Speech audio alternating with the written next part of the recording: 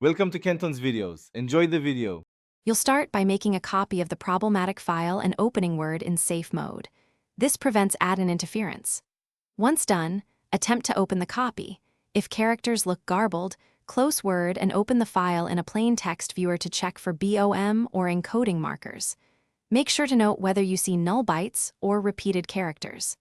This early check tells you if the issue is encoding, corruption, or a formatting layer. Don't skip the backup, you'll need it later. You'll now diagnose and convert. In Word's Open dialog, choose the file, click the drop-down and select Recover Text or Open and Repair. If that fails, use the manual encoding selector and try UTF-8, UTF-16, then Western European. Once you know which encoding renders readable text, convert the file in a text editor like Notepad++ or TextEdit to UTF-8 without BOM, save a new copy, and reopen in Word. Make sure to preserve formatting by comparing content and headers between versions. Finish by opening the converted file in Word and using Open and Repair, then save as a fresh docx to normalize internal structure. This step reduces future encoding errors. If content is missing, extract recovered text and rebuild formatting.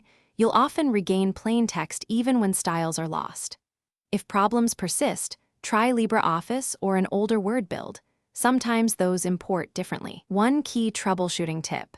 If file size is much smaller than expected, it's likely truncated. Restore.